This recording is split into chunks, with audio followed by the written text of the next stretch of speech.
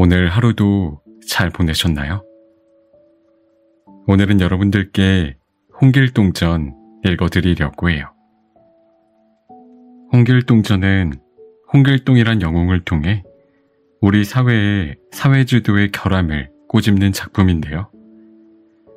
홍길동전 내용은 여러분 모두 알고 계실 테지만 오늘은 제가 더 재미있게 읽어드릴 테니 제 목소리 들으시면서 달달한 밤 보내시길 바랄게요. 구독과 좋아요, 알람 설정도 꼭 해주실 거죠?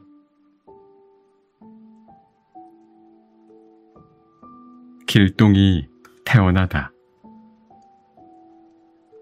조선조 세종 때에 한 재상이 있었으니 성은 홍씨요, 이름은 아무였다. 대대로 높은 가문 집안의 후예로서 어린 나이의 급제에 벼슬이 이조판서회까지 이르렀다. 물망이 세상에서 으뜸인데다 충효까지 갖추어 그 이름을 온 나라에 떨쳤다.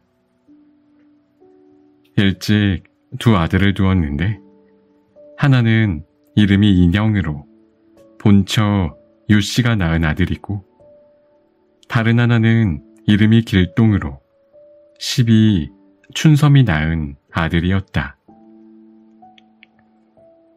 홍판서는 길동을 낳기 전에 한 꿈을 꾸었다. 갑자기 우레와 병력이 진동하며 청룡이 수염을 거꾸로 하고 공을 향하여 달려들기에 놀라 깨어보니 한바탕 꿈이었다. 마음속으로 크게 기뻐하여 생각하기를 나 이제 용꿈을 꾸었으니 반드시 귀한 자식을 낳으리라 하고 즉시 안채로 들어가니 부인 유씨가 일어나 맞이하였다. 공은 기꺼이 그 고운 손을 잡고 바로 관계하고자 하였으나 부인은 정색을 하고 말하였다. 상공께서는 위신을 돌아보지도 않은 채 어리고 경박한 사람의 비루한 행위를 하고자 하시니 첩은 따르지 않겠습니다. 하며 말을 마치고는 손을 떨치고 나가버렸다. 공은 몹시 무안하여 화를 참지 못하고 사랑채로 나와 부인의 지혜롭지 못함을 한탄하였다. 그때 마침 시비 춘섬이 차를 올리기에 그 고요한 분위기를 틈타 하룻밤을 보냈다. 과연 그 달부터 태기가 있더니 10달 만에 옥동자를 낳았는데 생김새가 비범하여 실로 영웅호걸의 기상이었다. 공은 한편으로 기뻐하면서도 부인의 몸에서 태어나지 못한 것을 안타깝게 여겼다. 길동, 서자의 서러움을 느끼다. 길동이 점점 자라 8살이 되자 총명하기가 보통을 넘어 하나를 들으면 100가지를 알 정도였다. 그래서 공은 더욱 귀여워하면서도 출생이 전에 길동이 늘 아버지니 형이니 하고 부르면 즉시 꾸짖어 그렇게 부르지 못하게 하였다. 길동은 10살이 넘도록 감히 부영을 부영이라 부르지 못하고 종들로부터 천대받는 것을 뼈에 사무치게 한탄하면서 마음 둘 바를 몰랐다. 대장부가 세상에 나서 공맹을 본받지 못할 바에야 차라리 병법이라도 익혀 대장인을 허리춤에 비스듬히 차고 동정서벌하여 나라에 큰 공을 세우고 이름을 만대에 빛내는 것이 장부의 통쾌한 일이 아니겠는가. 어찌하여 내 한몸 적막하고 부영이 있는데도 아버지를 아버지라 부르지 못하고 형을 형이라 부르지 못하니 심장이 터질 것만 같구나.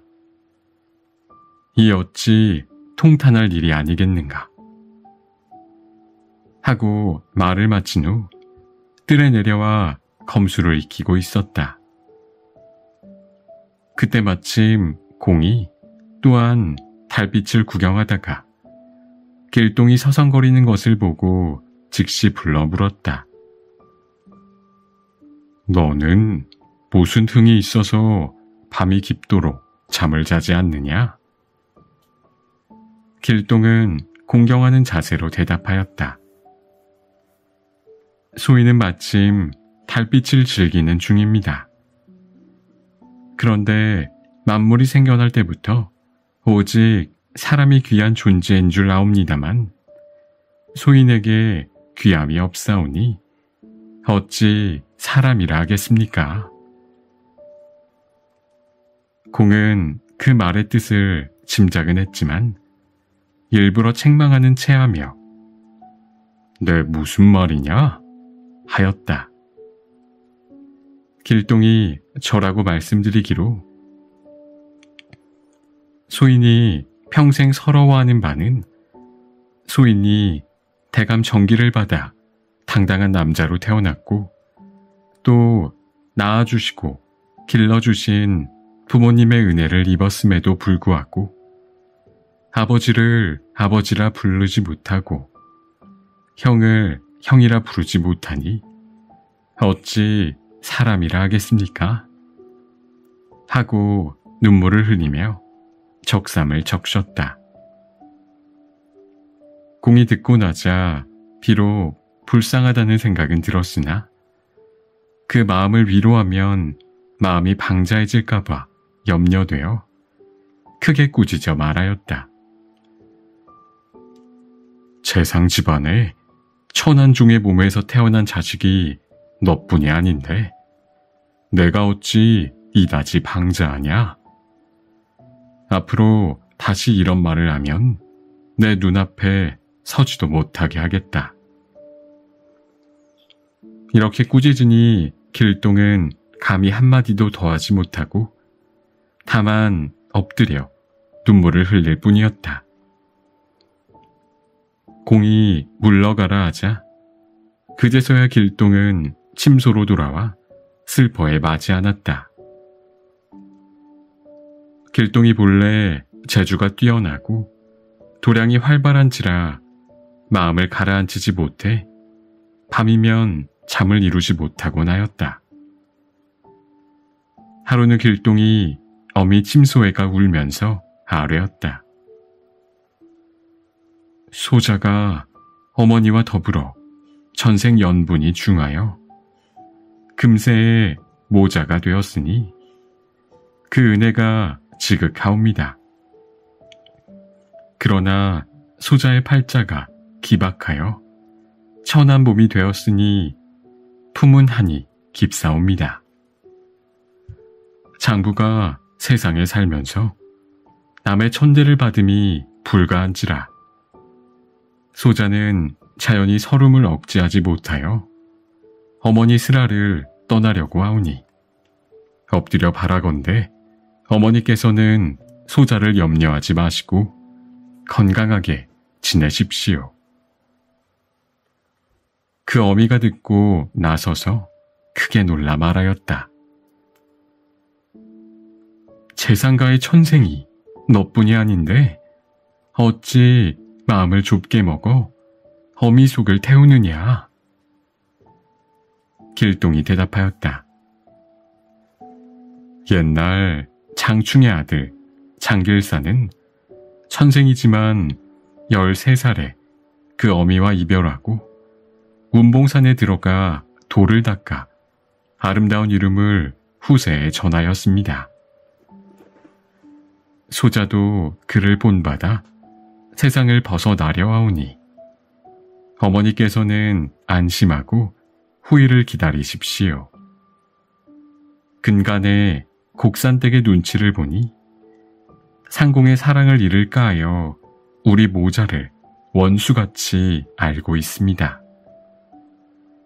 큰 화를 입을까 하오니 어머니께서는 소자가 나감을 염려하지 마십시오. 이렇게 말하니 그 어머니 또한 슬퍼하였다. 원래 곡산댁은 곡산 지방의 기생으로 상공에 첩이 되었던 것인데 이름은 초란이었다. 아주 교만하고 자기 마음에 맞지 않으면 공에게 고자질을 하기에 집안에 해로운 일이 많았다. 자신은 아들이 없는데 춘섬이 길동을 낳아 상공으로부터 늘 귀여움을 받게 되자 속으로 불쾌하여 길동을 없애버릴 마음만 먹고 있었다. 초란이 길동을 죽이려 하다. 하루는 초란이 흉계를 꾸미고 무녀를 청하여 말하기를 내가 편안하게 살려면 길동을 없애는 방법밖에 없다. 만일 나의 소원을 이루어주면 그 은혜를 후하게 갚겠다. 이렇게 말하니 무녀가 듣고 기뻐서 대답하였다. 지금 흥인문 밖에 인류 관상녀가 있는데 사람의 상을 보면 전후 길흉을 판단한답니다. 그 사람을 청하여 소원을 자세하게 말하고 공께 소개하여 그로 하여금 전후사를 자신이 본 듯 이야기하게 되면 공이 속아 넘어가 길동을 없애려고 할 것이니 그때를 틈타 이리이리 하면 되지 않겠습니까? 이에 초란이 크게 기뻐서 먼저 은돈 50냥을 주고 관상녀를 청해 오도록 하자 무녀가 작별을 고하고 갔다. 이튿날 공이 내실에 들어와 부인과 더불어 길동이 비범함을 화제로 이야기하면서 다만 신분이 처남을 안타까워하고 있던 중 문득 한 여자가 들어와 마루 아래서 인사를 하기에 공이 이상하게 여겨 물었다. 그대는 어떠한 여자인데 무슨 일로 왔소? 그 여자가 말하였다. 소인은 관상 보는 사람이건데 우연히 상공댁에 이르렀습니다. 공이 이 말을 듣고 길동의 장래를 알고 싶어 즉시 길동을 불러서 관상녀에게 보이니 관상녀가 이윽기 보다가 놀라 말하기를 이 공자의 상을 제가 찬찬히 살펴보니 천고 영웅이요 일대 호걸이지만 지체가 부족하니 다른 염려는 없을 듯합니다. 하고는 말을 하다가 주저하기에 공과 부인이 크게 의심이 가서 말하였다. 무슨 말인지 바른 대로 이르라. 관상녀가 마지 못하는 체하며 주위 사람들을 내보내고 말하였다. 공자의 상을 보니 가슴 속에 조화가 무궁하고 미간에 산천 정기가 영롱하오니 실로 왕이 될 기상입니다. 창성하면 장차 온 집안이 멸망하는 화를 당할 것이니 상공께서는 유념하십시오. 공이 듣고 나서 놀란 나머지 한참 동안이나 묵묵히 있다가 마음을 진정시키고 이르기를 사람의 팔자는 피하기 어려운 것이니 너는 이런 말을 누설하지 말라. 이렇게 당부하고는 돈 푼이나 주어 보내었다. 그 후로는 공이 길동을 산에 있는 정자에 머물게 하고 행동 하나하나를 엄격하게 감시하였다. 길동은 이런 일을 당하자 서름이 더욱 북받쳤지만 어쩔 수가 없어 육도 삼략이라는 병법서와 천문지리를 공부하고 있었다.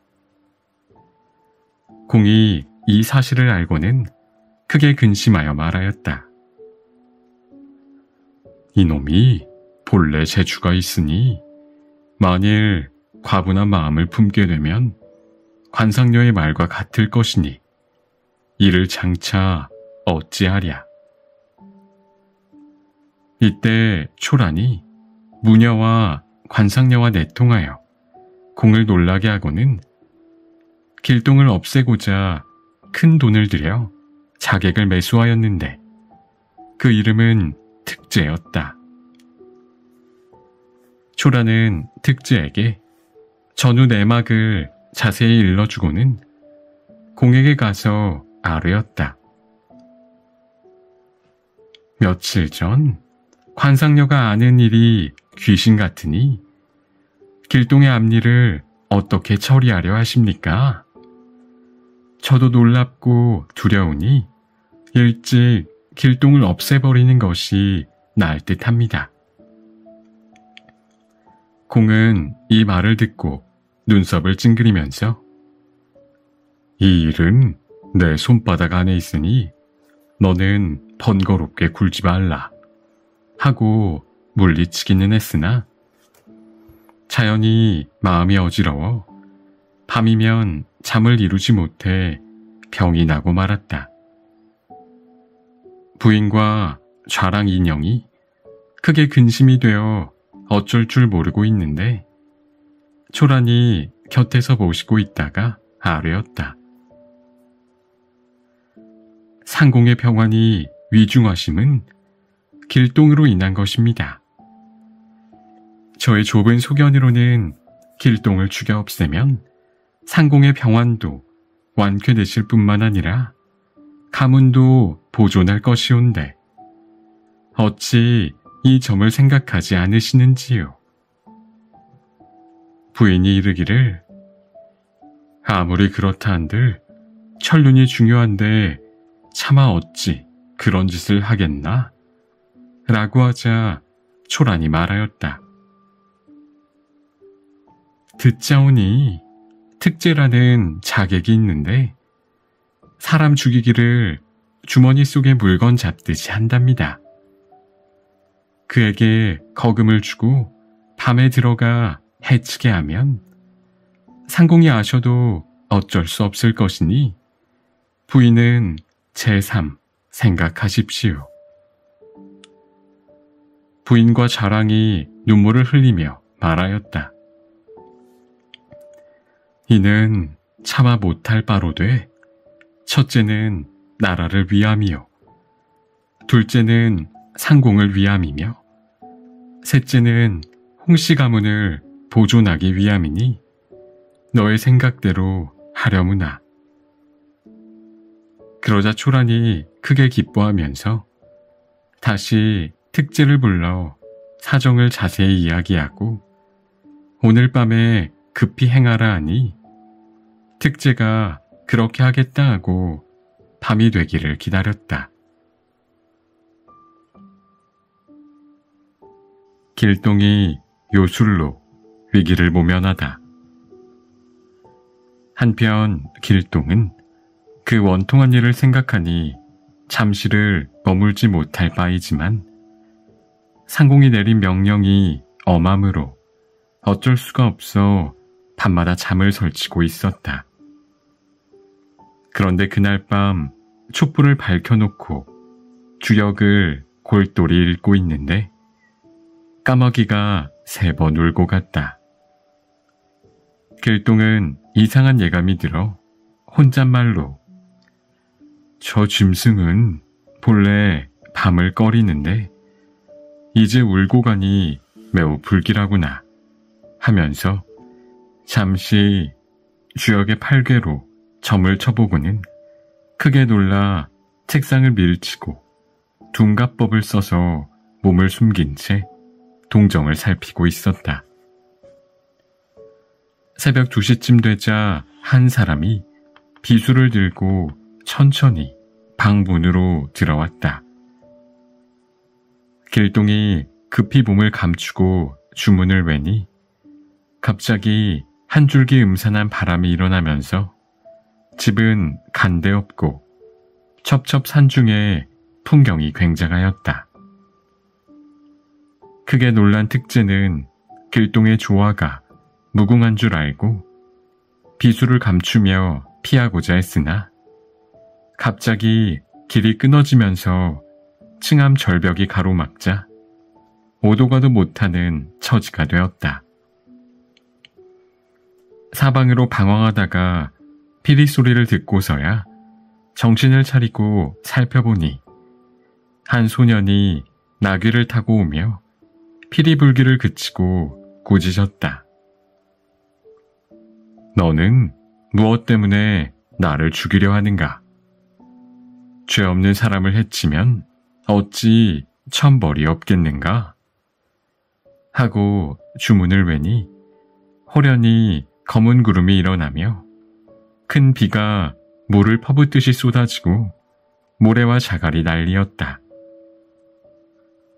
특제가 정신을 가다듬고 살펴보니 길동이었다. 재주가 대단하다고 여기면서도 어찌 나를 대적하리요 하면서 달려들었다.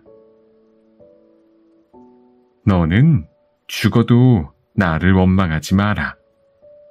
초란이 무녀와 관상녀로 하여금 상공과 의논하게 하고 너를 죽이려 한 것이니 어찌 나를 원망하랴. 칼을 들고 달려드는 특제를 보자 길동은 분함을 참지 못해 요술로 특제의 칼을 빼앗아 들고 호통을 쳤다. 내가 재물을 탐내어 사람 죽이기를 좋아하니 너같이 무도한 놈은 죽여서 후환을 없애겠다. 하고 칼을 드니 특제의 머리가 방 가운데 떨어졌다. 길동은 분노를 이기지 못해 그날 밤에 바로 관상녀를 잡아와 특제가 죽어있는 방에 들이쳐박고 꾸짖기를 내가 나와 무슨 원수가 졌다고 초란과 짜고 나를 죽이려 했느냐? 하면서 칼로 치니 처참하기 그지없었다. 길동이 집을 떠나다.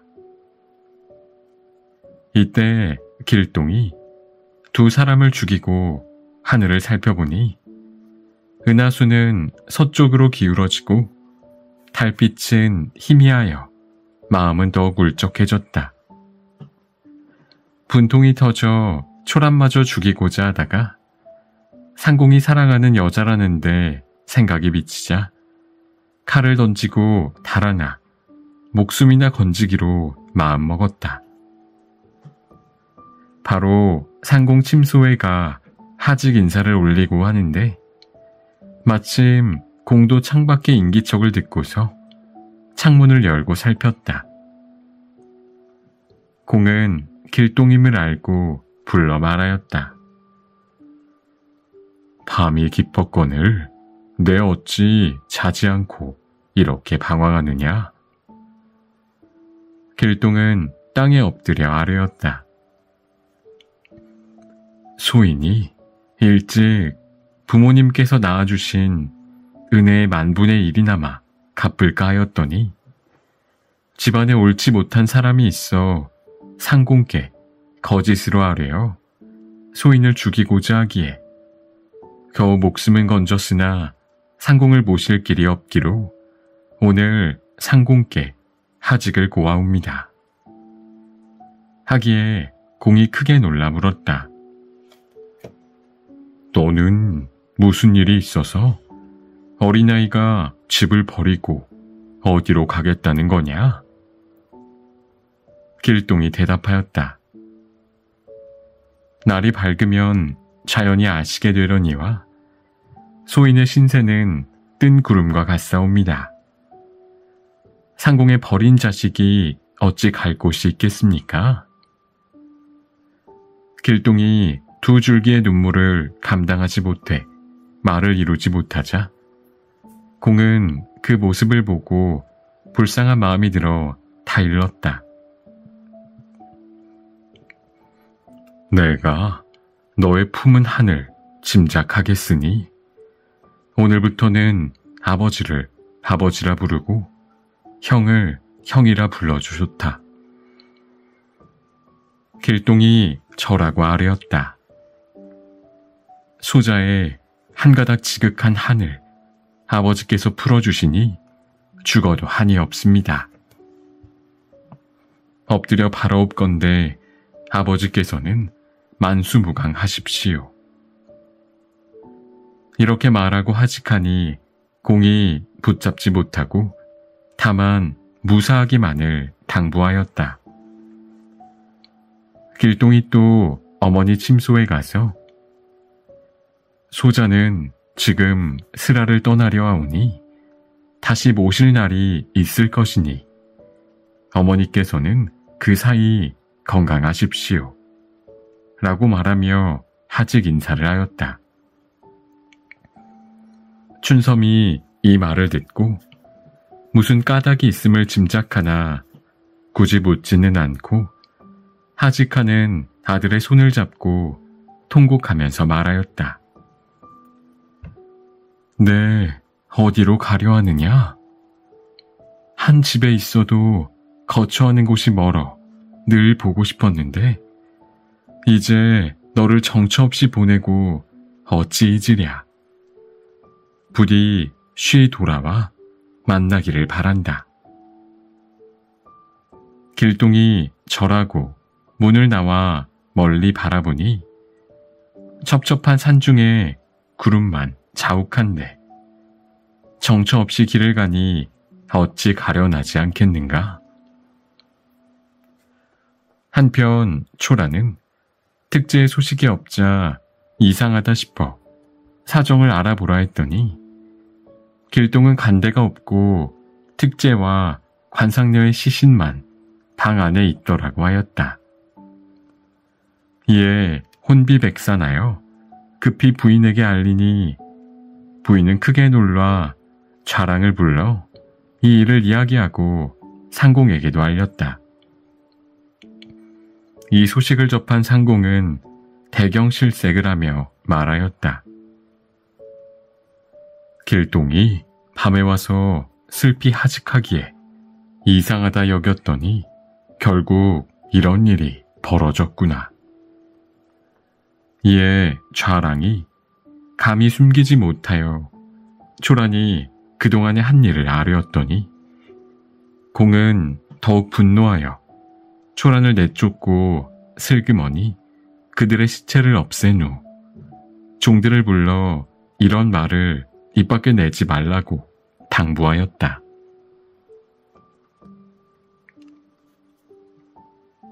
도적무리의 우두머리가 되다. 그 무렵 길동은 부모와 이별하고 정처 없이 떠돌다가 어떤 경치 좋은 곳에 이르렀다. 인가를 찾아 점점 들어가니 큰 바위 밑에 돌문이 닫혀 있었다. 가만히 그 문을 열고 들어가자 평원 광야가 나타났는데 거기에는 수백 호의 인가가 즐비하고 여러 사람이 모여 잔치를 하며 즐기고 있었다. 알고 보니 그곳은 도적의 소굴이었다. 한 사람이 길동을 보고 예사롭지 않다는 듯 반겨 말하였다. 그대는 어떤 사람이기에 이곳에 찾아왔소? 이곳에는 영웅이 모여 있으나 아직 우두머리를 정하지 못하고 있으니 그대가 만일 용맹하게 참여할 마음이 있으면 저 도를 들어보시오. 나는 경성 홍판서의 서자 길동인데 집에서 천대받기 싫어서 아무데나 정처 없이 다니다가 우연히 이곳에 들어왔소. 마침 모든 호걸들이 동료되기를 바라니 대단히 감사하거니와 장부가 어찌 저만한 돌 들기를 근심하리요. 이렇게 말하고 그 돌을 들어 수십 보를 걷다가 던졌는데 그 돌 무게는 1000근이었다. 여러 도적들이 일시에 칭찬하며 과연 장사로다. 우리 수천 명 중에 이 돌 드는 자가 없더니 오늘 하늘이 도와 장군을 내려주셨다. 하고 길동을 윗자리에 앉힌 후 차례로 술을 권하며 옛날 의례대로 흰 말을 잡아 맹세하면서 언약을 굳게 맺었다. 이에 많은 사람들이 일시에 응낙하고 온종일 즐기며 놀았다. 그 후 길동은 여러 사람과 더불어 무예를 연습해 몇 개월 안에 군법을 엄히 세웠다. 하루는 여러 사람들이 하나의 제의를 하였다. 우리가 벌써부터 합천 해인사를 쳐 그 재물을 빼앗고자 하니 지략이 부족하여 실천에 옮기지 못했는데 이제 장군님의 의견은 어떠하실까요? 길동은 웃으며 내가 장차 충돌할 터이니 그대들은 내 지위대로만 해라. 이렇게 말하고 푸른 도에 검은 띠를 두르고 나귀 등에 올랐다. 부하 몇몇도 뒤따랐다. 내가 그 절에 가서 동정을 살펴보고 오겠다. 하며 가는 뒷모습이 분명히 재상과 자제였다. 길동이 그 절에 들어가 주지에게 먼저 말하였다. 나는 경성 홍판서댁 자제다. 이 절에 공부를 하려고 왔는데 내일 백미 20석을 보낼 것이니 음식을 깨끗이 장만해라. 너희들과 함께 먹겠다.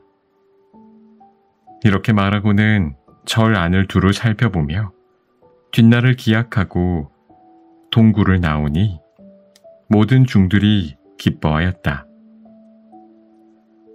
길동이 돌아와 백미 수십석을 보내고 부하들을 불러놓고 말하였다.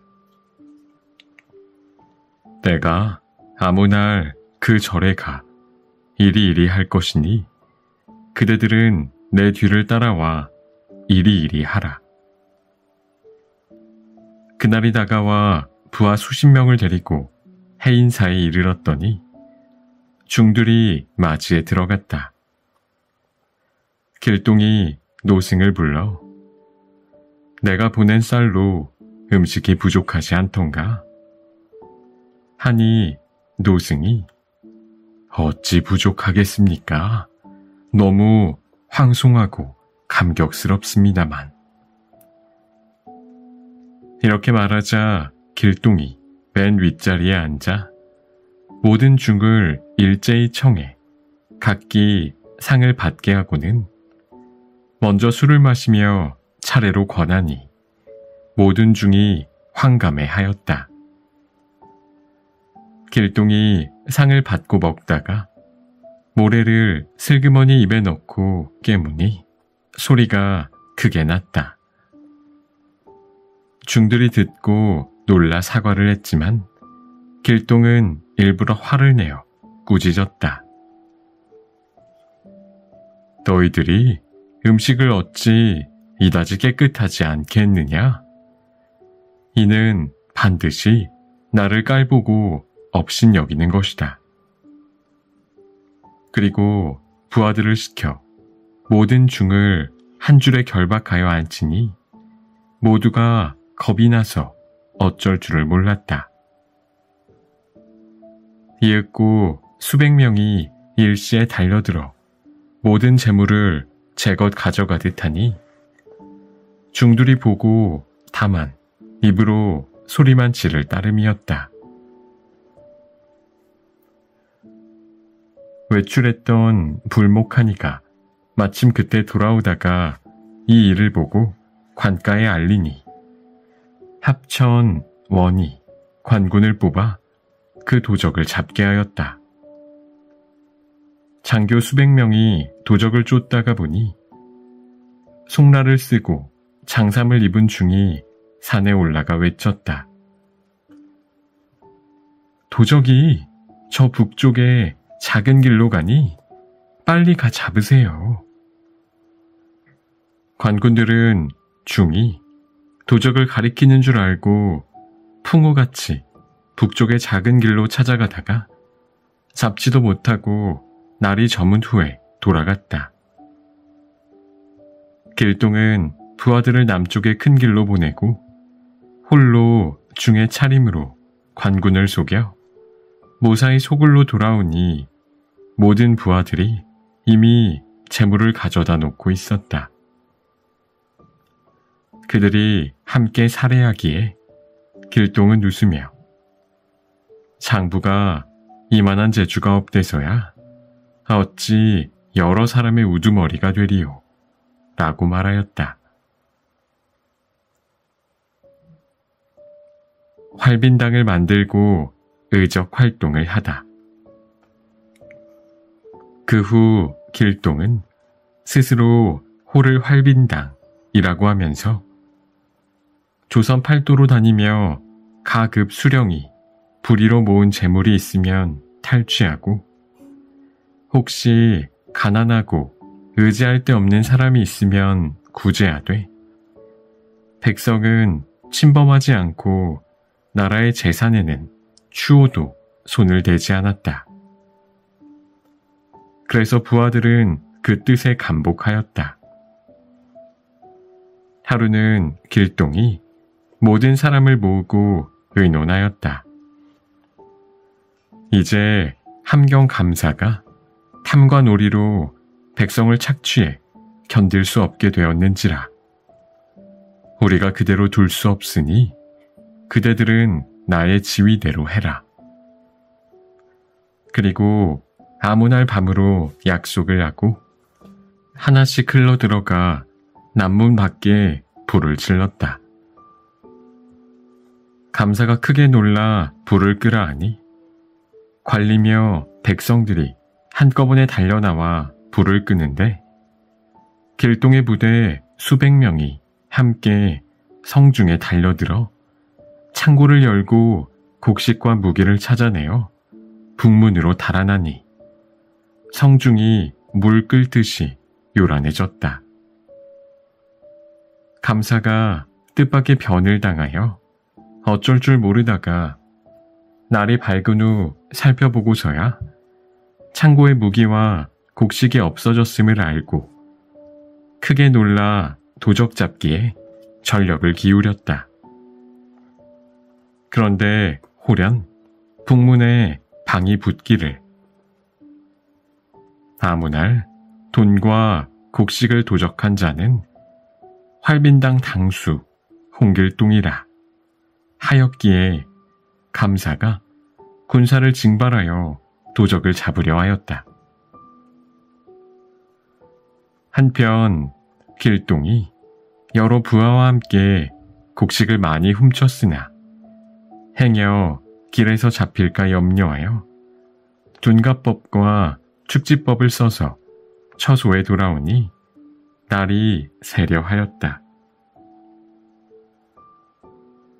하루는 길동이 여러 부하를 모으고 이렇게 말했다.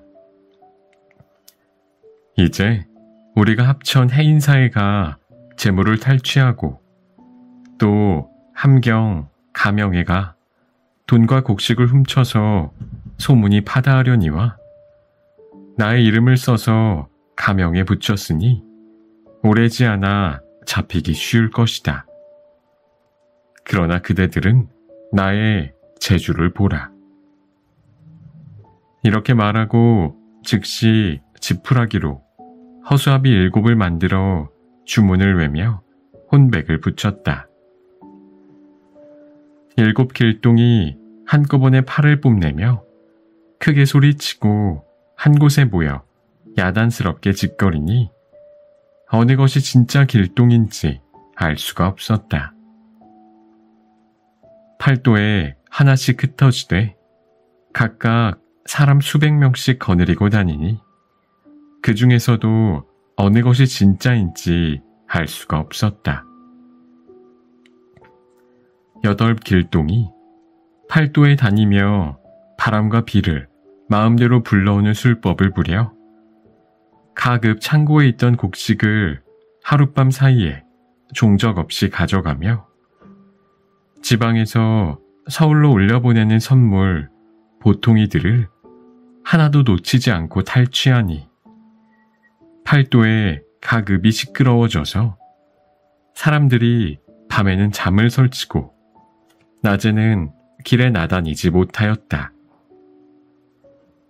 이 때문에 팔도가 요란해지자 감사가 공문을 올렸는데 그 내용은 대개 이러하였다. 난데없는 홍길동이라는 대적이 신통한 술법을 부려 가급의 재물을 탈취하고 서울로 보내는 물품을 가로막아 문제가 점점 심각해지니 그 도적을 잡지 않으면 장차 어느 지경에 이를지 알지 못할 정도이오니 엎드려 바라오니 성상께서 좌우 2 포도청에 명하여 잡게 하옵소서. 임금이 보고 크게 놀라 포도대장을 부르고 있는데 계속 팔도에서 공문이 올라왔다. 연이어 떼어보니 도적의 이름을 다 홍길동이라 하였고 돈과 곡식 잃은 날짜를 보니 한날 한시였다. 임금이 크게 놀라 말하기를 이 도적의 용맹과 술법은 옛날 중국의 도적 치우라도 당하지 못하겠도다. 아무리 신기한 노민들 한 몸이 팔도에 있어서 한날 한시에 어떻게 도적질을 하리오? 이는 보통 도적이 아니어서 잡기 어렵겠으나 좌포장과 우포장이 군사를 내어서 잡으라. 이렇게 말하니 우포장이 아뢰었다. 신이 비록 재주는 없으나 그 도적을 잡아오겠사오니 전하께서는 근심하지 마십시오. 이제 좌우 포장이 어찌 한꺼번에 출전하겠습니까? 임금이 옳다고 여겨 급히 출발하기를 재촉하니 이흡이 하직한 후 수많은 관주를 거느리고 출발하면서 각각 흩어져 아무 날 문경에 모이기로 약속하였다. 이흡은 약간의 포졸들을 데리고 옷을 바꿔 입고 다녔다.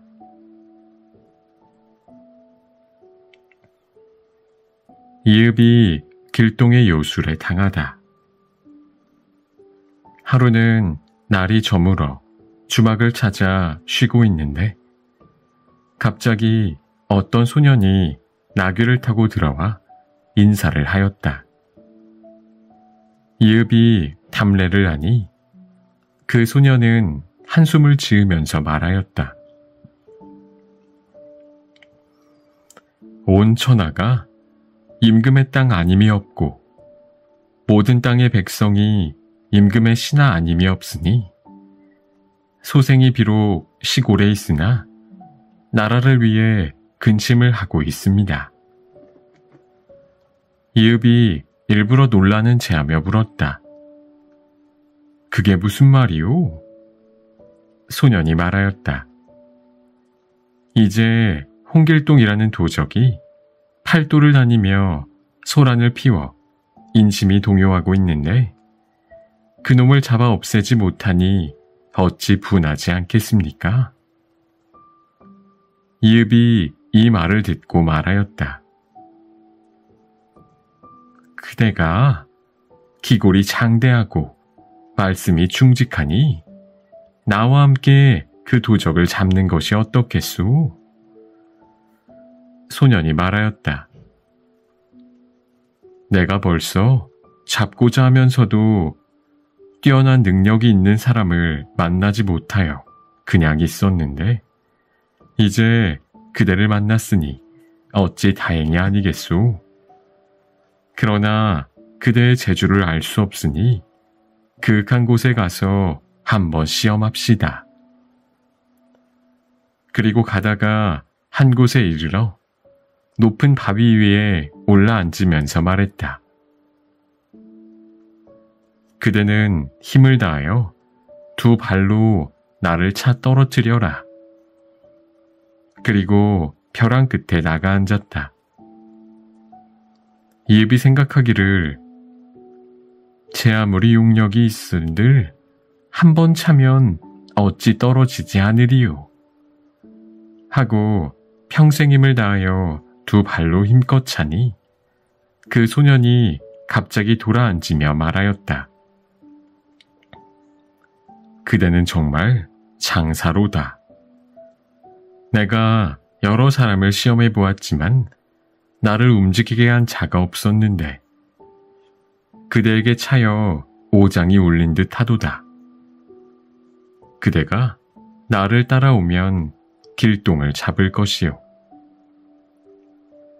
이렇게 말하고 첩첩 산중으로 들어가기에 이읍이 혼자 속으로 나도 힘을 자랑할 만하더니 오늘 저 소년의 힘을 보니 어찌 놀랍지 않은가? 그러나 이곳까지 왔으니 설마 저 소년 혼자인들 길동 잡기를 근심하리요. 그리고 따라갔다. 그때 그 소년이 갑자기 돌아서면서 이곳이 길동의 소굴인데 내가 먼저 들어가 살펴볼 것이니 그대는 여기서 기다리라 하고 말하였다. 이읍은 속으로 의심이 되었으나 빨리 잡아오라고 당부하고는 앉아 있었다. 이윽고 호련히 계곡으로부터 수십 명의 군졸들이 요란하게 소리를 지르며 내려오고 있었다. 이읍이 크게 놀라 피하고자 하는데 점점 가까이 와 이읍을 묶으면서 꾸짖었다. 내가 포도대장 이읍인가? 우리들이 저승의 왕명을 받아 너를 잡으러 왔다. 하고 쇠사슬로 목을 올가 풍우같이 몰아가니 이읍이 혼이 빠져 어쩔 줄을 몰랐다. 한 곳에 이르러 소리를 지르면서 꿇어앉히기에 이읍이 정신을 가다듬며 쳐다보니 궁궐이 광대한데 무수한 신장들이 주위에 버려 서 있고 전각 위에 하나의 임금이 앉아 성난 목소리로 말하였다. 내 하찮은 놈이 어찌 홍길동 장군을 잡으려 하는가? 너를 잡아 지옥에 가두겠다.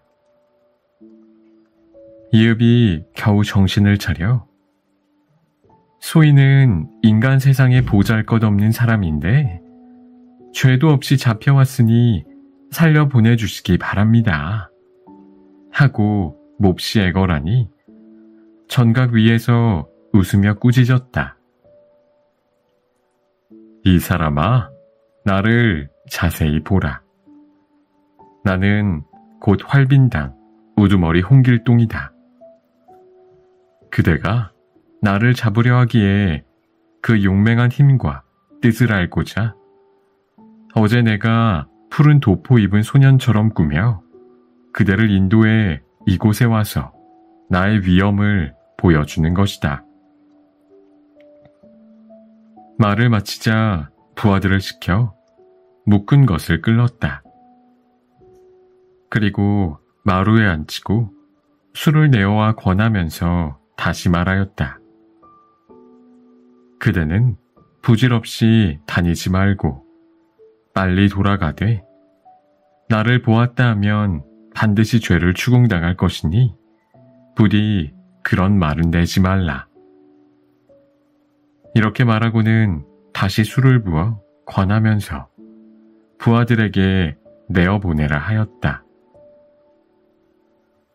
이읍이 생각하기를 내가 이것이 꿈인가 생시인가?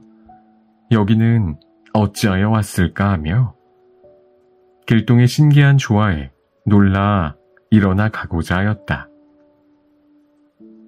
그러나 홀연 팔다리를 움직일 수 없었다. 괴이하다는 생각이 들어 정신을 차리고 살펴보니 자신이 가죽 부대 속에 들어있었다. 간신히 나와보니 부대 셋이 나무에 걸려 있었다. 차례로 끌어내어 보니 처음 떠날 때 데리고 왔던 부하들이었다. 서로 이르기를 이게 어찌된 일인고? 우리가 떠날 때는 문경으로 모이자 하였는데 어찌 이곳에 왔을꼬? 하고 두루 살펴보니 다른 곳도 아니고 서울의 북악산이었다. 네 사람이 어이없어 성안을 굽어보았다. 그러다 이읍이 부하에게 물었다. 너는 어째서 여기에 왔느냐? 세 사람이 아뢰었다. 소인들은 주막에서 자고 있었는데 갑자기 바람과 구름에 쌓여 이리 왔사오니 어찌된 까닭인지 알지를 못하겠습니다. 이읍이 이 일이 너무나 허무맹랑하니 남에게 말하지 말라. 그러나 길동의 재주는 헤아릴 수 없으니 사람의 힘으로써야 어찌 잡겠는가? 우리가 이제 그저 들어가면 반드시 죄를 면치 못할 것이니 몇 달을 기다리다 들어가자 라고 말하였다. 길동이 태어나다. 조선조 세종 때 한 재상이 있었으니 성은 홍씨요 이름은 아무였다. 대대로 높은 가문 집안의 후예로서 어린 나이에 급제해 벼슬이 이조 판서회까지 이르렀다. 물망이 세상에서 으뜸인데다 충효까지 갖추어 그 이름을 온 나라에 떨쳤다. 일찍 두 아들을 두었는데 하나는 이름이 인형으로 본처 유씨가 낳은 아들이고 다른 하나는 이름이 길동으로 시비 춘섬이 낳은 아들이었다.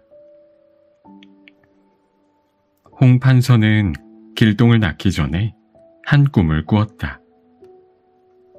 갑자기 우레와 병력이 진동하며 청룡이 수염을 거꾸로 하고 공을 향하여 달려들기에 놀라 깨어보니 한바탕 꿈이었다.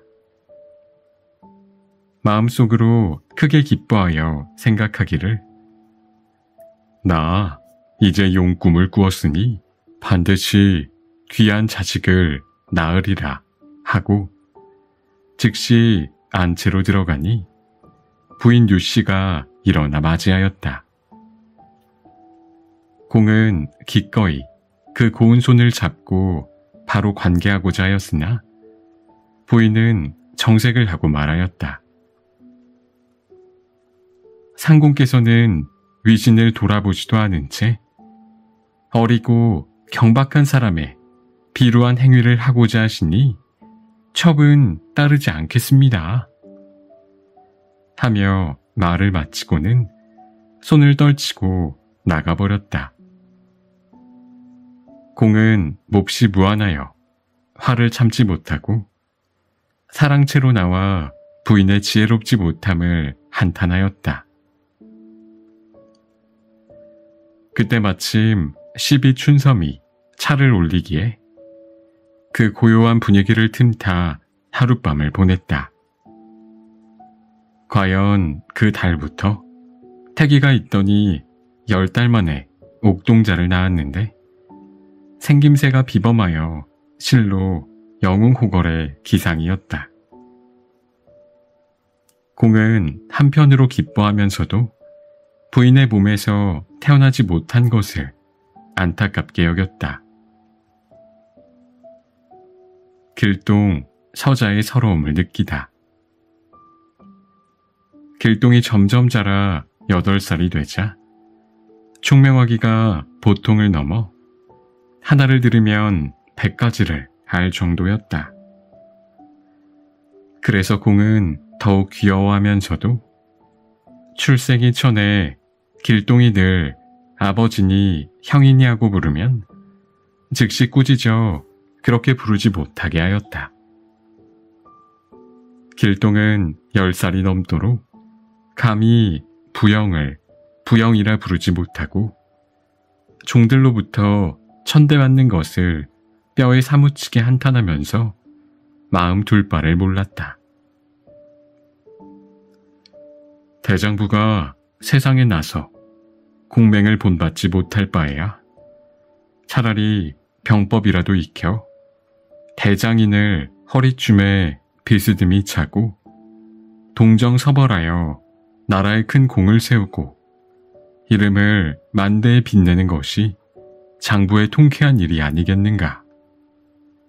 어찌하여 내 한몸 적막하고 부영이 있는데도 아버지를 아버지라 부르지 못하고 형을 형이라 부르지 못하니 심장이 터질 것만 같구나. 이 어찌 통탄할 일이 아니겠는가. 하고 말을 마친 후 뜰에 내려와 검수를 익히고 있었다. 그때 마침 공이 또한 달빛을 구경하다가 길동이 서성거리는 것을 보고 즉시 불러 물었다. 너는 무슨 흥이 있어서 밤이 깊도록 잠을 자지 않느냐? 길동은 공경하는 자세로 대답하였다. 소인은 마침 달빛을 즐기는 중입니다. 그런데 만물이 생겨날 때부터 오직 사람이 귀한 존재인 줄 아옵니다만 소인에게 귀함이 없사오니 어찌 사람이라 하겠습니까? 공은 그 말의 뜻을 짐작은 했지만 일부러 책망하는 체하며 내 무슨 말이냐? 하였다. 길동이 저라고 말씀드리기로 소인이 평생 서러워하는 바는 소인이 대감 정기를 받아 당당한 남자로 태어났고 또 낳아주시고 길러주신 부모님의 은혜를 입었음에도 불구하고 아버지를 아버지라 부르지 못하고 형을 형이라 부르지 못하니 어찌 사람이라 하겠습니까? 하고 눈물을 흘리며 적삼을 적셨다. 공이 듣고 나자 비록 불쌍하다는 생각은 들었으나 그 마음을 위로하면 마음이 방자해질까봐 염려되어 크게 꾸짖어 말하였다. 재상 집안에 천한종의 몸에서 태어난 자식이 너뿐이 아닌데 내가 어찌 이다지 방자하냐? 앞으로 다시 이런 말을 하면 내 눈앞에 서지도 못하게 하겠다. 이렇게 꾸짖으니 길동은 감히 한마디도 더하지 못하고 다만 엎드려 눈물을 흘릴 뿐이었다. 공이 물러가라 하자 그제서야 길동은 침소로 돌아와 슬퍼에 맞이 않았다. 길동이 본래 재주가 뛰어나고 도량이 활발한지라 마음을 가라앉히지 못해 밤이면 잠을 이루지 못하곤 하였다. 하루는 길동이 어미 침소애가 울면서 아뢰었다.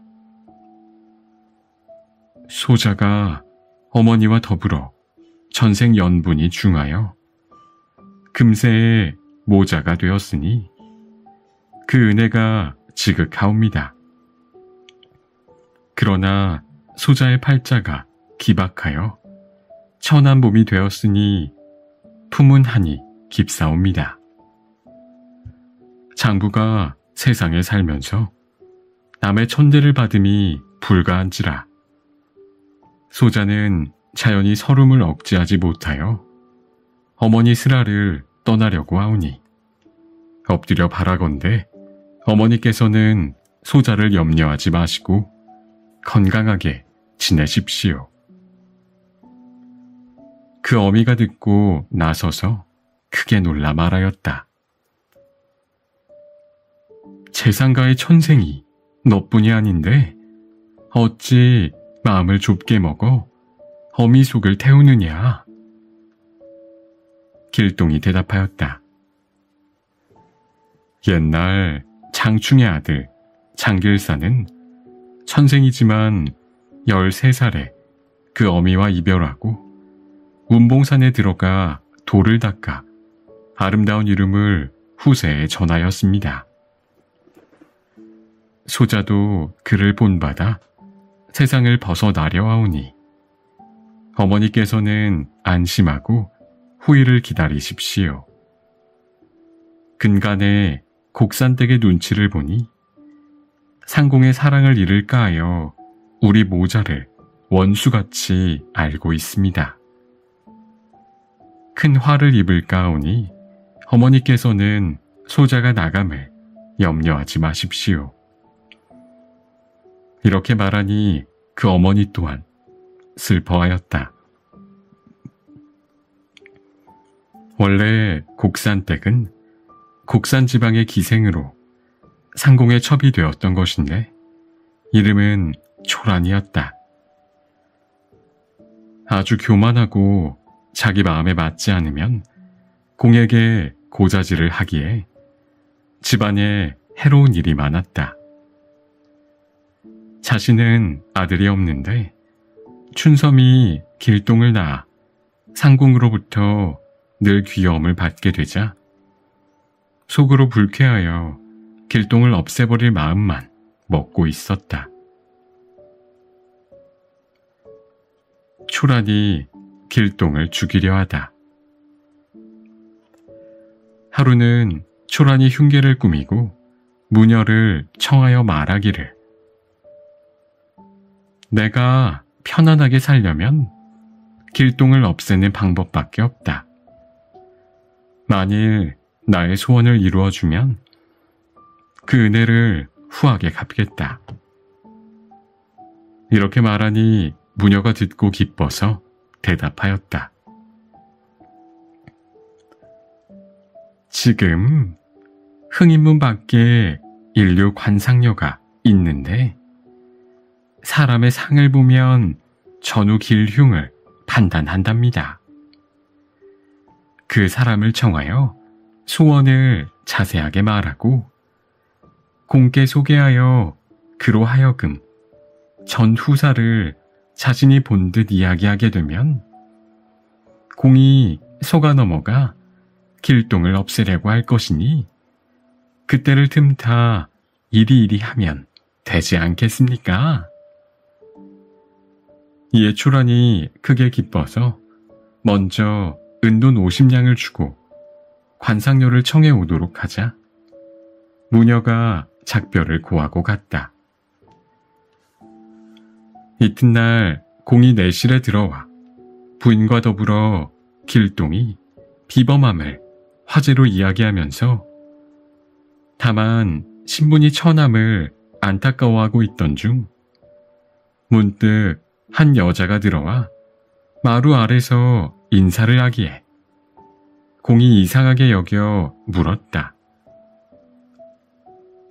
그대는 어떠한 여자인데 무슨 일로 왔소? 그 여자가 말하였다. 소인은 관상 보는 사람이건데 우연히 상공댁에 이르렀습니다. 공이 이 말을 듣고 길동의 장래를 알고 싶어 즉시 길동을 불러서 관상녀에게 보이니 관상녀가 이윽기 보다가 놀라 말하기를 이 공자의 상을 제가 찬찬히 살펴보니 천고 영웅이요 일대 호걸이지만 지체가 부족하니 다른 염려는 없을 듯합니다. 하고는 말을 하다가 주저하기에 공과 부인이 크게 의심이 가서 말하였다. 무슨 말인지 바른 대로 이르라. 관상녀가 마지 못하는 체하며 주위 사람들을 내보내고 말하였다. 공자의 상을 보니 가슴 속에 조화가 무궁하고 미간에 산천 정기가 영롱하오니 실로 왕이 될 기상입니다.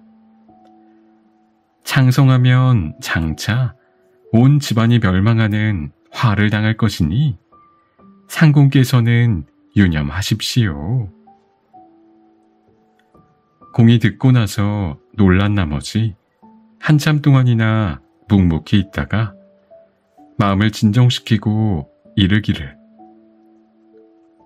사람의 팔자는 피하기 어려운 것이니 너는 이런 말을 누설하지 말라. 이렇게 당부하고는 돈 푼이나 주어 보내었다. 그 후로는 공이 길동을 산에 있는 정자에 머물게 하고 행동 하나하나를 엄격하게 감시하였다. 길동은 이런 일을 당하자 서름이 더욱 북받쳤지만 어쩔 수가 없어 육도 삼략이라는 병법서와 천문지리를 공부하고 있었다. 공이 이 사실을 알고는 크게 근심하여 말하였다. 이놈이 본래 재주가 있으니 만일 과분한 마음을 품게 되면 관상녀의 말과 같을 것이니 이를 장차 어찌하랴. 이때 초란이 무녀와 관상녀와 내통하여 공을 놀라게 하고는 길동을 없애고자 큰 돈을 들여 자객을 매수하였는데 그 이름은 특제였다. 초란은 특제에게 전후 내막을 자세히 일러주고는 공에게 가서 아뢰었다. 며칠 전 관상녀가 아는 일이 귀신 같으니 길동의 앞일을 어떻게 처리하려 하십니까? 저도 놀랍고 두려우니 일찍 길동을 없애버리는 것이 나을 듯합니다. 공은 이 말을 듣고 눈썹을 찡그리면서 이 일은 내 손바닥 안에 있으니 너는 번거롭게 굴지 말라 하고 물리치기는 했으나 자연히 마음이 어지러워 밤이면 잠을 이루지 못해 병이 나고 말았다. 부인과 좌랑 인형이 크게 근심이 되어 어쩔 줄 모르고 있는데 초란이 곁에서 보시고 있다가 아뢰었다. 상공의 평안이 위중하심은 길동으로 인한 것입니다. 저의 좁은 소견으로는 길동을 죽여 없애면 상공의 평안도 완쾌되실 뿐만 아니라 가문도 보존할 것이온데 어찌 이 점을 생각하지 않으시는지요? 부인이 이르기를 아무리 그렇다 한들 천륜이 중요한데 차마 어찌 그런 짓을 하겠나? 라고 하자 초란이 말하였다. 듣자오니 특제라는 자객이 있는데 사람 죽이기를 주머니 속에 물건 잡듯이 한답니다. 그에게 거금을 주고 밤에 들어가 해치게 하면 상공이 아셔도 어쩔 수 없을 것이니 부인은 제3 생각하십시오. 부인과 자랑이 눈물을 흘리며 말하였다. 이는 참아 못할 바로 돼 첫째는 나라를 위함이요. 둘째는 상공을 위함이며 셋째는 홍씨 가문을 보존하기 위함이니 너의 생각대로 하려무나. 그러자 초란이 크게 기뻐하면서 다시 특제를 불러 사정을 자세히 이야기하고 오늘 밤에 급히 행하라 하니 특제가 그렇게 하겠다 하고 밤이 되기를 기다렸다. 길동이 요술로 위기를 모면하다. 한편 길동은 그 원통한 일을 생각하니 잠시를 머물지 못할 바이지만 상공이 내린 명령이 엄함으로 어쩔 수가 없어 밤마다 잠을 설치고 있었다. 그런데 그날 밤 촛불을 밝혀놓고 주역을 골똘히 읽고 있는데 까마귀가 3번 울고 갔다. 길동은 이상한 예감이 들어 혼잣말로 저 짐승은 본래 밤을 꺼리는데 이제 울고 가니 매우 불길하구나 하면서 잠시 주역의 팔괘로 점을 쳐보고는 크게 놀라 책상을 밀치고 둔갑법을 써서 몸을 숨긴 채 동정을 살피고 있었다. 새벽 2시쯤 되자 한 사람이 비수를 들고 천천히 방 문으로 들어왔다. 길동이 급히 몸을 감추고 주문을 외니 갑자기 한 줄기 음산한 바람이 일어나면서 집은 간데없고 첩첩산중의 풍경이 굉장하였다. 크게 놀란 특제는 길동의 조화가 무궁한 줄 알고 비수를 감추며 피하고자 했으나 갑자기 길이 끊어지면서 층암 절벽이 가로막자 오도 가도 못하는 처지가 되었다. 사방으로 방황하다가 피리 소리를 듣고서야 정신을 차리고 살펴보니 한 소년이 나귀를 타고 오며 피리 불기를 그치고 꾸짖었다. 너는 무엇 때문에 나를 죽이려 하는가? 죄 없는 사람을 해치면 어찌 천벌이 없겠는가? 하고 주문을 외니 호련히 검은 구름이 일어나며 큰 비가 물을 퍼붓듯이 쏟아지고 모래와 자갈이 난리였다. 특제가 정신을 가다듬고 살펴보니 길동이었다. 재주가 대단하다고 여기면서도 어찌 나를 대적하리요 하면서 달려들었다. 너는 죽어도 나를 원망하지 마라.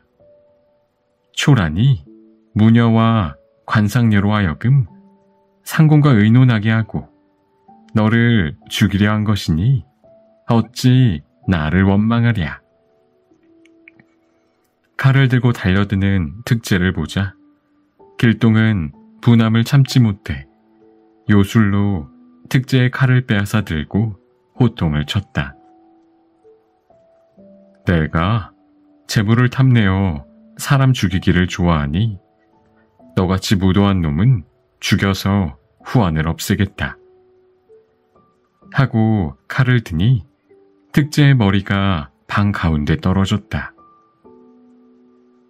길동은 분노를 이기지 못해 그날 밤에 바로 관상녀를 잡아와 특제가 죽어있는 방에 들이쳐박고 꾸짖기를 내가 나와 무슨 원수가 졌다고 초랑가 짜고 나를 죽이려 했느냐 하면서 칼로 치니 처참하기 그지없었다. 길동이 집을 떠나다. 이때 길동이 두 사람을 죽이고 하늘을 살펴보니 은하수는 서쪽으로 기울어지고 달빛은 희미하여 마음은 더욱 울적해졌다. 분통이 터져 초란마저 죽이고자 하다가 상공이 사랑하는 여자라는데 생각이 미치자 칼을 던지고 달아나 목숨이나 건지기로 마음먹었다. 바로 상공 침소에 가 하직 인사를 올리고 하는데 마침 공도 창밖의 인기척을 듣고서 창문을 열고 살폈다. 공은 길동임을 알고 불러 말하였다. 밤이 깊었거늘 내 어찌 자지 않고 이렇게 방황하느냐? 길동은 땅에 엎드려 아뢰었다. 소인이 일찍 부모님께서 낳아주신 은혜의 만분의 1이나마 갚을까 하였더니 집안에 옳지 못한 사람이 있어 상공께 거짓으로 아뢰어 소인을 죽이고자 하기에 겨우 목숨은 건졌으나 상공을 모실 길이 없기로 오늘 상공께 하직을 고하옵니다. 하기에 공이 크게 놀라 물었다. 너는 무슨 일이 있어서 어린아이가 집을 버리고 어디로 가겠다는 거냐? 길동이 대답하였다. 날이 밝으면 자연이 아시게 되려니와 소인의 신세는 뜬 구름과 같사옵니다. 상공에 버린 자식이 어찌 갈 곳이 있겠습니까? 길동이 두 줄기의 눈물을 감당하지 못해 말을 이루지 못하자 공은 그 모습을 보고 불쌍한 마음이 들어 다 일렀다. 내가 너의 품은 하늘 짐작하겠으니 오늘부터는 아버지를 아버지라 부르고 형을 형이라 불러주셨다. 길동이 절하고 아뢰었다. 소자의 한 가닥 지극한 하늘 아버지께서 풀어주시니 죽어도 한이 없습니다. 엎드려 바라옵건대 아버지께서는 만수무강하십시오. 이렇게 말하고 하직하니 공이 붙잡지 못하고 다만 무사하기만을 당부하였다. 길동이 또 어머니 침소에 가서 소자는 지금 슬하를 떠나려 하오니 다시 모실 날이 있을 것이니 어머니께서는 그 사이 건강하십시오. 라고 말하며 하직 인사를 하였다. 춘섬이 이 말을 듣고 무슨 까닭이 있음을 짐작하나 굳이 묻지는 않고 하직하는 아들의 손을 잡고 통곡하면서 말하였다. 네, 어디로 가려 하느냐? 한 집에 있어도 거처하는 곳이 멀어 늘 보고 싶었는데 이제 너를 정처 없이 보내고 어찌 잊으랴. 부디 쉬 돌아와 만나기를 바란다. 길동이 절하고 문을 나와 멀리 바라보니 첩첩한 산중에 구름만 자욱한데 정처 없이 길을 가니 어찌 가련하지 않겠는가? 한편 초라는 특제의 소식이 없자 이상하다 싶어 사정을 알아보라 했더니 길동은 간 데가 없고 특제와 관상녀의 시신만 방 안에 있더라고 하였다.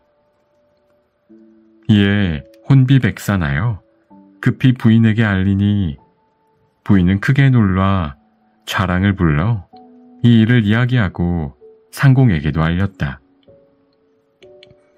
이 소식을 접한 상공은 대경실색을 하며 말하였다. 길동이 밤에 와서 슬피 하직하기에 이상하다 여겼더니 결국 이런 일이 벌어졌구나.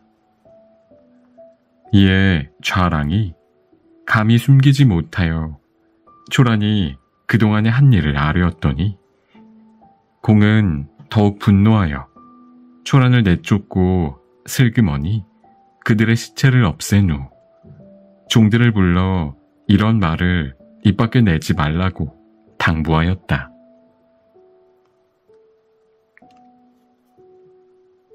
도적무리의 우두머리가 되다. 그 무렵 길동은 부모와 이별하고 정처 없이 떠돌다가 어떤 경치 좋은 곳에 이르렀다. 인가를 찾아 점점 들어가니 큰 바위 밑에 돌문이 닫혀 있었다. 가만히 그 문을 열고 들어가자 평원 광야가 나타났는데 거기에는 수백 호의 인가가 즐비하고 여러 사람이 모여 잔치를 하며 즐기고 있었다. 알고 보니 그곳은 도적의 소굴이었다. 한 사람이 길동을 보고 예사롭지 않다는 듯 반겨 말하였다. 그대는 어떤 사람이기에 이곳에 찾아왔소? 이곳에는 영웅이 모여 있으나 아직 우두머리를 정하지 못하고 있으니 그대가 만일 용맹하게 참여할 마음이 있으면 저 돌을 들어보시오. 나는 경성 홍판서의 서자 길동인데 집에서 천대받기 싫어서 아무데나 정처 없이 다니다가 우연히 이곳에 들어왔소. 마침 모든 호걸들이 동료되기를 바라니 대단히 감사하거니와 장부가 어찌 저만한 돌 들기를 근심하리요. 이렇게 말하고 그 돌을 들어 수십 보를 걷다가 던졌는데 그 돌 무게는 1000근이었다. 여러 도적들이 일시에 칭찬하며 과연 장사로다. 우리 수천 명 중에 이 돌 드는 자가 없더니 오늘 하늘이 도와 창군을 내려주셨다. 하고 길동을 윗자리에 앉힌 후 차례로 술을 권하며 옛날 의례대로 흰 말을 잡아 맹세하면서 언약을 굳게 맺었다. 이에 많은 사람들이 일시에 응낙하고 온종일 즐기며 놀았다. 그 후 길동은 여러 사람과 더불어 무예를 연습해 몇 개월 안에 군법을 엄히 세웠다. 하루는 여러 사람들이 하나의 제의를 하였다.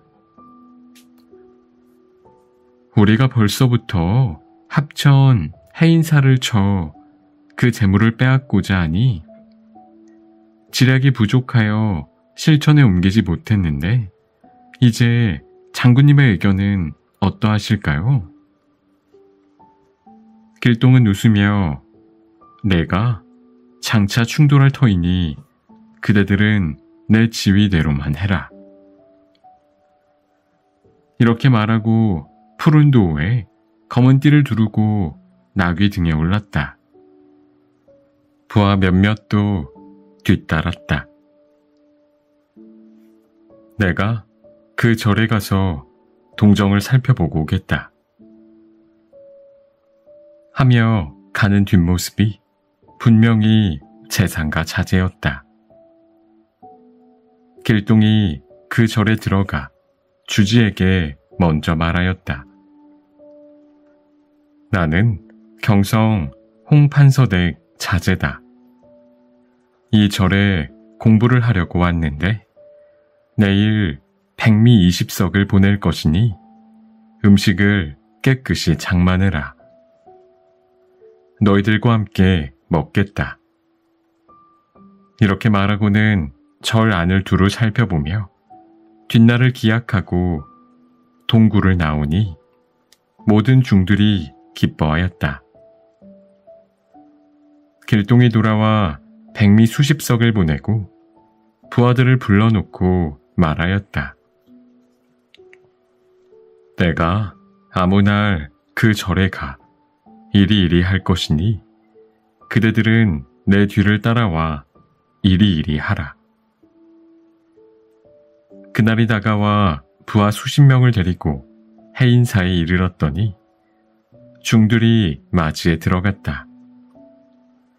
길동이 노승을 불러 내가 보낸 쌀로 음식이 부족하지 않던가? 하니 노승이 어찌 부족하겠습니까? 너무 황송하고 감격스럽습니다만. 이렇게 말하자 길동이 맨 윗자리에 앉아 모든 중을 일제히 청해 각기 상을 받게 하고는 먼저 술을 마시며 차례로 권하니 모든 중이 황감해 하였다. 길동이 상을 받고 먹다가 모래를 슬그머니 입에 넣고 깨무니 소리가 크게 났다. 중들이 듣고 놀라 사과를 했지만 길동은 일부러 화를 내어 꾸짖었다. 너희들이 음식을 어찌 이다지 깨끗하지 않게 했느냐? 이는 반드시 나를 깔보고 업신여기는 것이다. 그리고 부하들을 시켜 모든 중을 한 줄에 결박하여 앉히니 모두가 겁이 나서 어쩔 줄을 몰랐다. 이윽고 수백 명이 일시에 달려들어 모든 재물을 제것 가져가듯 하니 중들이 보고 다만 입으로 소리만 지를 따름이었다. 외출했던 불목하니가 마침 그때 돌아오다가 이 일을 보고 관가에 알리니 합천, 원이, 관군을 뽑아 그 도적을 잡게 하였다. 장교 수백 명이 도적을 쫓다가 보니 송라를 쓰고 장삼을 입은 중이 산에 올라가 외쳤다. 도적이 저 북쪽에 작은 길로 가니 빨리 가 잡으세요. 관군들은 중이 도적을 가리키는 줄 알고 풍호같이 북쪽의 작은 길로 찾아가다가 잡지도 못하고 날이 저문 후에 돌아갔다. 길동은 부하들을 남쪽의 큰 길로 보내고 홀로 중의 차림으로 관군을 속여 무사히 소굴로 돌아오니 모든 부하들이 이미 재물을 가져다 놓고 있었다. 그들이 함께 살해하기에 길동은 웃으며 장부가 이만한 재주가 없대서야 어찌 여러 사람의 우두머리가 되리요 라고 말하였다. 활빈당을 만들고 의적 활동을 하다.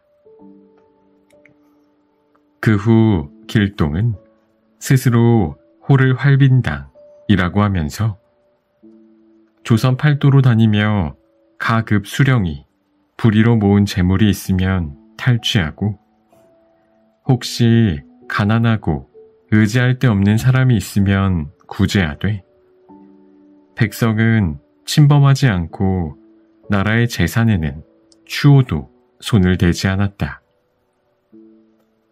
그래서 부하들은 그 뜻에 감복하였다. 하루는 길동이 모든 사람을 모으고 의논하였다. 이제 함경 감사가 탐과 놀이로 백성을 착취해 견딜 수 없게 되었는지라 우리가 그대로 둘 수 없으니 그대들은 나의 지위대로 해라.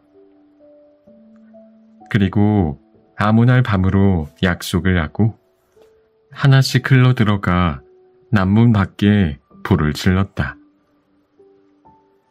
감사가 크게 놀라 불을 끄라 하니 관리며 백성들이 한꺼번에 달려나와 불을 끄는데 길동의 부대 수백 명이 함께 성중에 달려들어 창고를 열고 곡식과 무기를 찾아내어 북문으로 달아나니 성중이 물 끓듯이 요란해졌다. 감사가 뜻밖의 변을 당하여 어쩔 줄 모르다가 날이 밝은 후 살펴보고서야 창고의 무기와 곡식이 없어졌음을 알고 크게 놀라 도적 잡기에 전력을 기울였다. 그런데 호련 북문에 방이 붙기를 아무 날 돈과 곡식을 도적한 자는 활빈당 당수 홍길동이라 하였기에 감사가 군사를 징발하여 도적을 잡으려 하였다. 한편 길동이 여러 부하와 함께 곡식을 많이 훔쳤으나 행여 길에서 잡힐까 염려하여 둔갑법과 축지법을 써서 처소에 돌아오니 날이 새려 하였다. 하루는 길동이 여러 부하를 모으고 이렇게 말했다. 이제 우리가 합천 해인사회가 재물을 탈취하고 또 함경, 가명회가 돈과 곡식을 훔쳐서 소문이 파다하려니와 나의 이름을 써서 가명에 붙였으니 오래지 않아 잡히기 쉬울 것이다. 그러나 그대들은 나의 재주를 보라. 이렇게 말하고 즉시 지푸라기로 허수아비 7을 만들어 주문을 외며 혼백을 붙였다. 7 길동이 한꺼번에 팔을 뽐내며 크게 소리치고 한 곳에 모여 야단스럽게 짓거리니 어느 것이 진짜 길동인지 알 수가 없었다.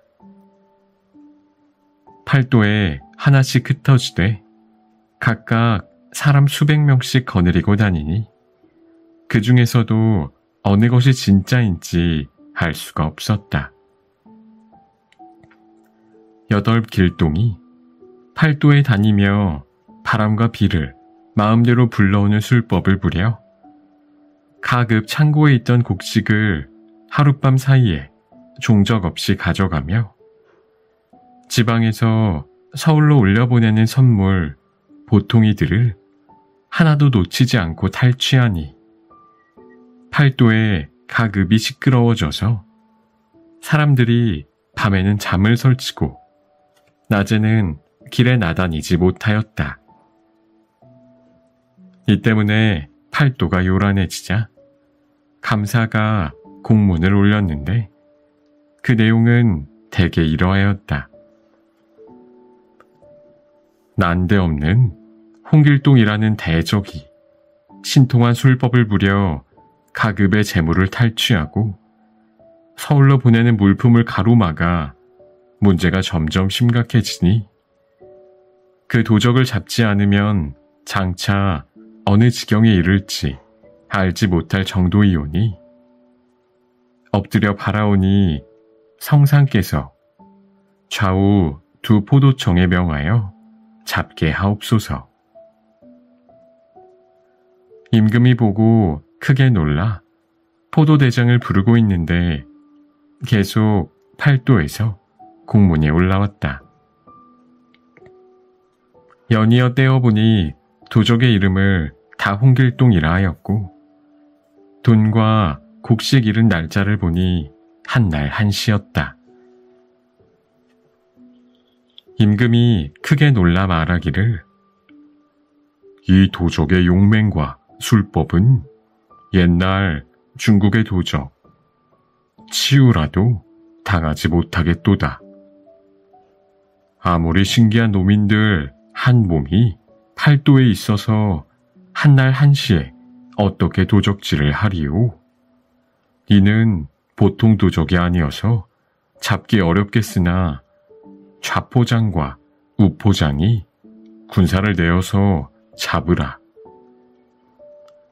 이렇게 말하니 우포장이 아뢰었다. 신이 비록 재주는 없으나 그 도적을 잡아오겠사오니 전하께서는 근심하지 마십시오.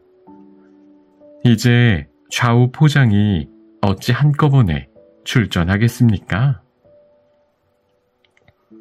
임금이 옳다고 여겨 급히 출발하기를 재촉하니 이흡이 하직한 후 수많은 관주를 거느리고 출발하면서 각각 흩어져 아무 날 문경에 모이기로 약속하였다. 이흡은 약간의 포졸들을 데리고 옷을 바꿔 입고 다녔다.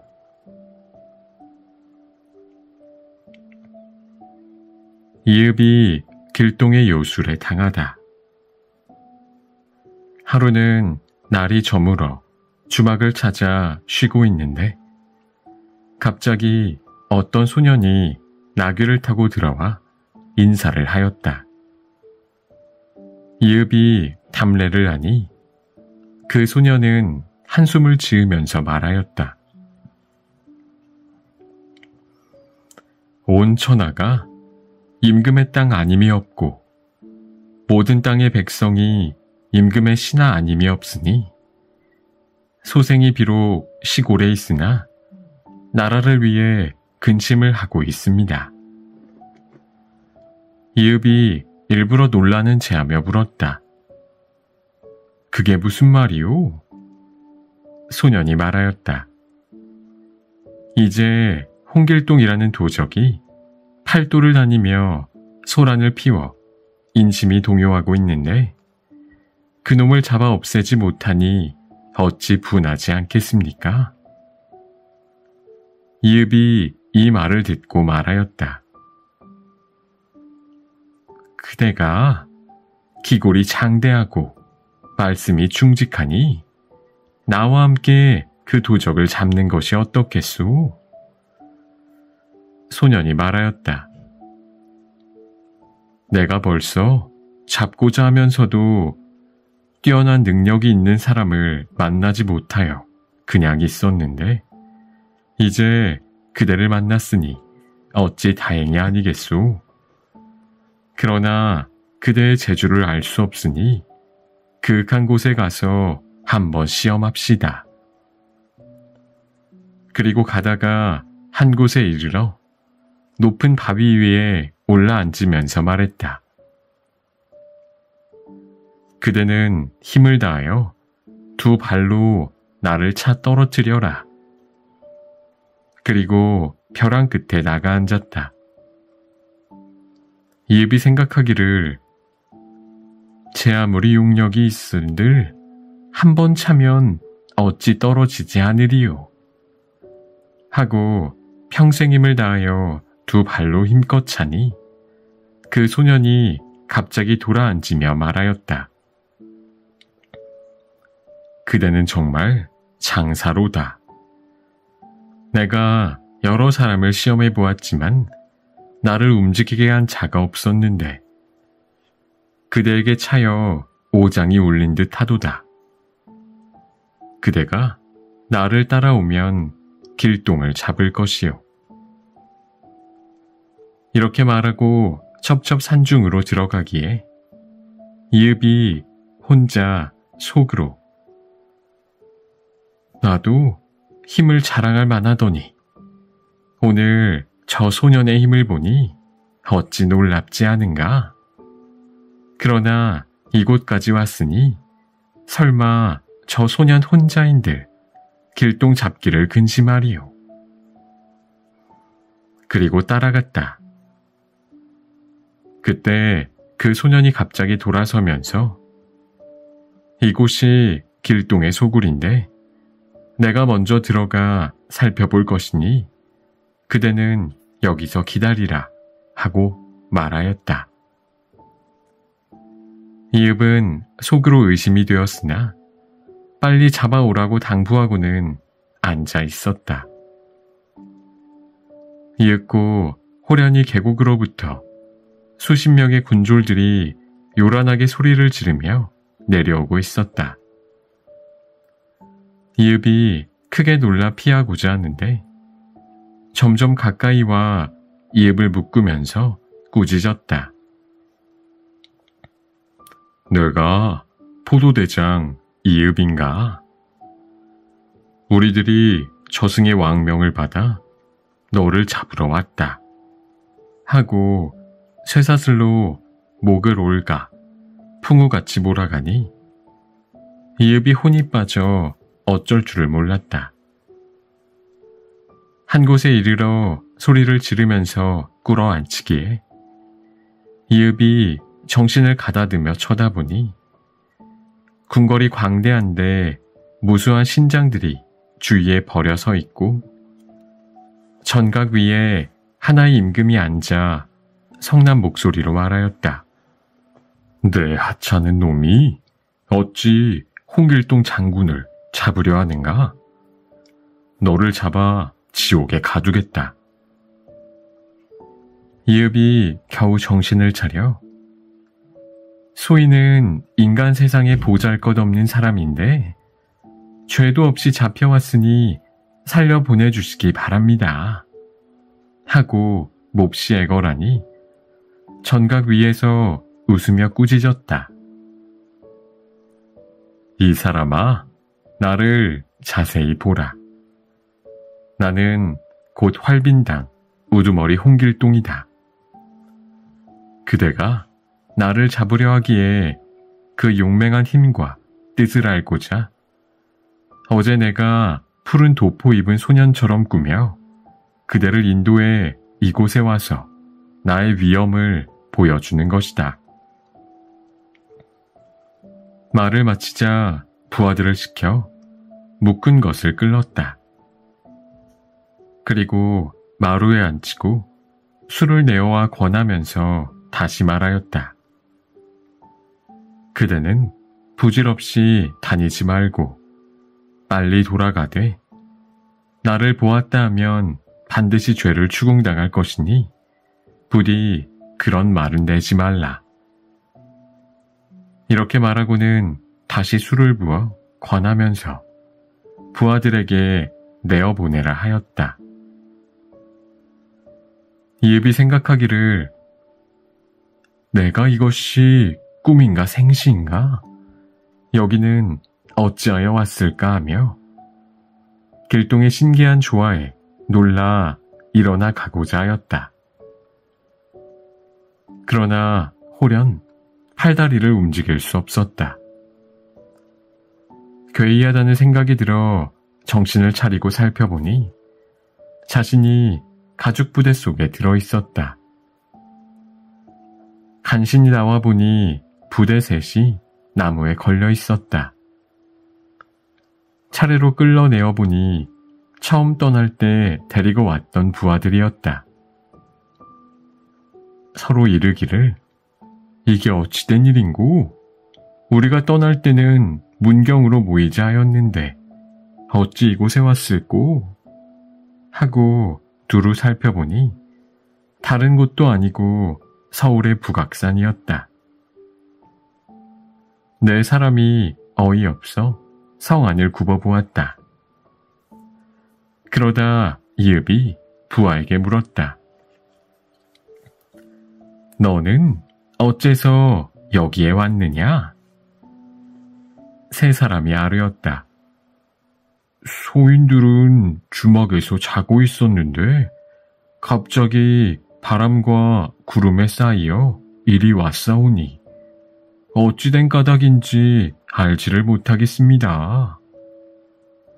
이읍이 이 일이 너무나 허무맹랑하니 남에게 말하지 말라. 그러나 길동의 재주는 헤아릴 수 없으니 사람의 힘으로써야 어찌 잡겠는가? 우리가 이제 그저 들어가면 반드시 죄를 면치 못할 것이니 몇 달을 기다리다 들어가자 라고 말하였다.